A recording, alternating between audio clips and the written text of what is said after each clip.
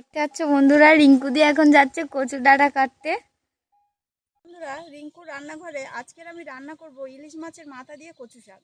আপনারা প্রথম থেকে শেষ।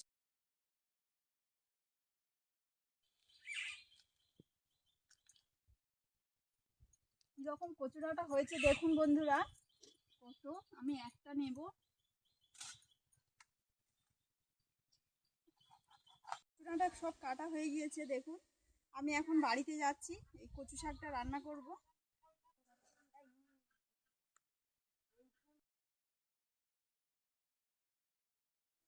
গাছে কিরম পুরুল হয়েছে, আপনারা পুরুল খান?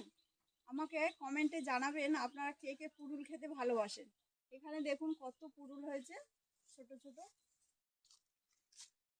এখানে পুঁই শাক, ওল গাছ দেখুন, ওল গাছের ডাঁটা দিয়ে আপনাদের একবার চিংড়ি মাছের চচ্চড়ি দেখাবো। এখানে গাছে দেখুন চিচিঙ্গে হয়েছে, চিচিঙ্গেও ভাজা একদিন করব, আপনাদের দেখাবো।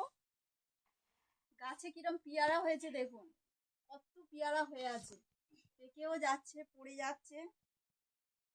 দেখুন টাঁসিয়ে দিয়েছে। দেখুন এখানে ডাঁটায় কত ময়লা লেগে আছে, ওই জন্য আমি ডাঁটাটা ভালো করে পুকুর থেকে ধুয়ে নিচ্ছি।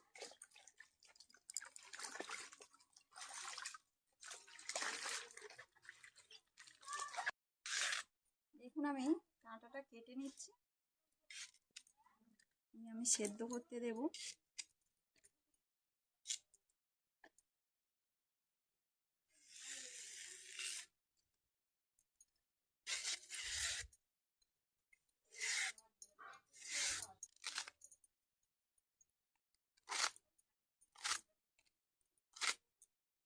সব ডাঁটা আমি কেটে নেব এইভাবে। এখানে আমার কচু শাকটা আমি সেদ্ধ করে নিয়েছি। এই আমার কচু শাক সেদ্ধ হয়ে গিয়েছে। আর এখানে ইলিশ মাছের মাথাটা আমি ছোট ছোট করে কেটে নিয়েছি ভাজবার জন্য। আমি এখন ভেজে নিচ্ছি। মাছ আমার ভাজা হয়ে গিয়েছে। এখানে ফোড়নে দিয়ে দিচ্ছি 5 ফোড়ন, পেঁয়াজ,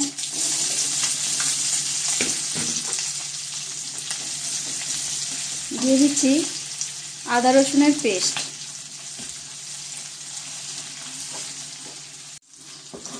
দেখুন এটাকে ভালো করে আমি কষিয়ে নিচ্ছি।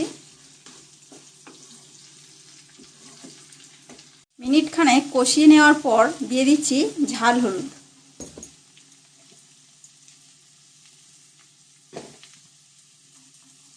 আমার এখানে একসঙ্গেই জিরে আর ধনের গুঁড়ো আছে। দিয়ে দিচ্ছি লবণ।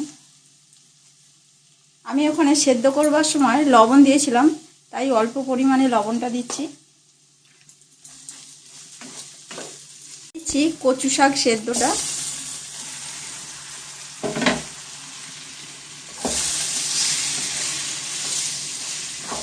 দেখুন বন্ধুরা, মাছের মাথার সঙ্গে কচু শাকটা ভালো করে মিশিয়ে নিয়েছি।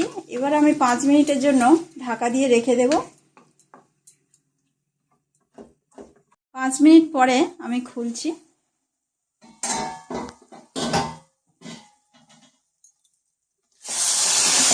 ভালো করে আমি নেড়ে দেব।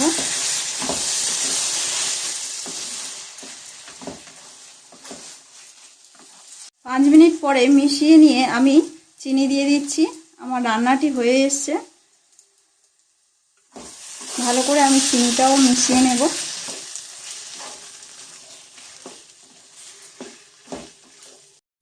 দেখুন বন্ধুরা, এখানে আমার রান্নাটি হয়ে গিয়েছে কচু শাকের। আপনারা একবার অবশ্যই বাড়িতে করে খেয়ে দেখবেন, আমাকে কমেন্টে জানাবেন কেমন হয়েছে। যদি আপনাদের ভালো লেগে থাকে তাহলে আমাকে লাইক, কমেন্ট, শেয়ার, সাবস্ক্রাইব করবেন।